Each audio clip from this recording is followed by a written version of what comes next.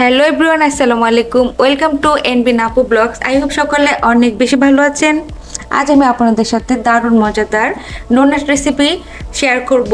আমার এই ভিডিওটি আই হোপ আপনাদের অনেক অনেক বেশি ভালো লাগবে। ভিডিওটি ভালো লাগলে অবশ্যই ভিডিওতে একটি লাইক দিবেন, সেই সাথে আমার চ্যানেলটাকে সাবস্ক্রাইব করে আমার সাথেই থাকবেন। তো চলুন দেখিনি কিভাবে আমি এই ডোনাটটা তৈরি করছি।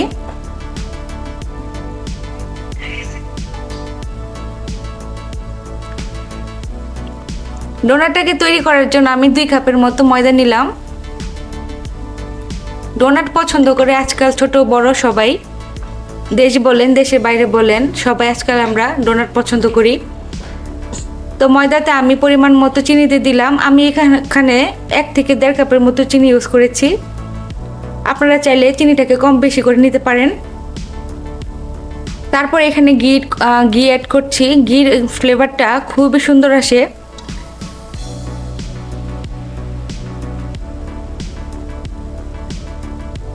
তারপরে আমি লিকুইড দুধ নিয়ে নিয়েছি, আর সেই দুধ দিয়েই ডোনাটের ডোটা আমি তৈরি করে নিব। ইস্ট ছাড়া আজকে আমি ডোনাট তৈরি করছি। তারপরে আমি যখন বানিয়ে খেয়ে দেখেছি, মাশাল্লাহ খুবই ইয়াম্মি হয়েছে। আপনারা এভাবে ট্রাই করবেন। অনেক সময় ইস্ট হাতের কাছে থাকে না, তাতে কি হলো, আপনার হাতের কাছে এই 2-4টা ইনগ্রেডিয়েন্টস থাকলে আপনারা খুব ইজি ওয়েতে আমার রেসিপিটা ফলো করে অবশ্যই আপনারা মজাদার করে ডোনাট রেসিপি তৈরি করতে পারবেন। এই ডোনাটটা আপনারা 2 থেকে 3 দিন সংরক্ষণ করে রাখতে পারবেন নর্মাল ফ্রিজে। ডোনাটগুলোকে বানিয়ে আপনারা কিছুক্ষণ রেখে তারপরে একটা এয়ারটাইট বক্সে ভরে নর্মাল ফ্রিজে রাখবেন 2 থেকে 3 দিন। তারপরে যখন আপনারা খাবেন তখন ভেজে নিয়ে তারপর আপনাদের পছন্দ অনুযায়ী ডেকোরেশন করে নেবেন। ডোনাটের জন্য খুব সফট একটা ডো তৈরি করতে হবে, সেটা আমি তৈরি করে নিচ্ছি। ডোটাকে এখন আমি 1 মিনিট রেস্টে রাখবো। আপনারা যারা এই মুহূর্তে আমার নতুন ভিউয়ার্স আছেন, আমার ভিডিওটি প্রথম দেখছেন, আপনারা শুরু থেকে শেষ পর্যন্ত আমার এই ভিডিওটি আপনারা দেখবেন এবং অবশ্যই আমার ইউটিউব চ্যানেল এনবি নাপো ব্লগসটাকে সাবস্ক্রাইব করে দিবেন, নোটিফিকেশনটা অন করে দিবেন। যখন আমি নতুন ভিডিও আপলোড করব আপনার সাথে সাথে পেয়ে যাবেন। আর ভিডিওটি বেশি ভালো লাগলে অবশ্যই শেয়ার করে দিবেন।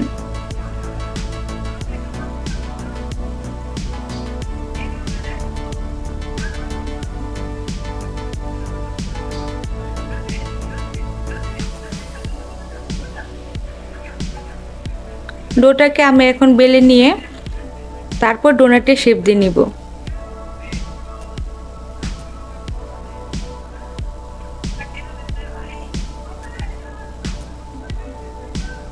এরকম আরো সুন্দর সুন্দর নতুন নতুন কুকিং ট্রাভেলস ভিডিও দেখার জন্য এনবি নাপো ব্লগসের সাথেই থাকুন।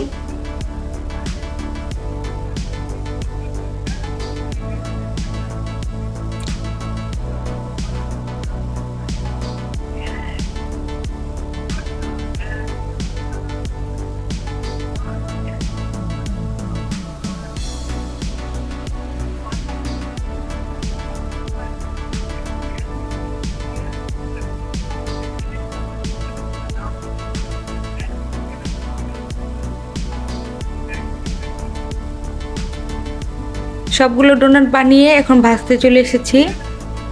ডোনাটগুলোকে আমরা যখন ভাজবো তখন চুলার হিটটা আমরা লো ফ্লেমে রাখবো এবং অল্প আঁচে ধীরে ধীরে আমরা এই ডোনাটগুলোকে ভেজে নিব।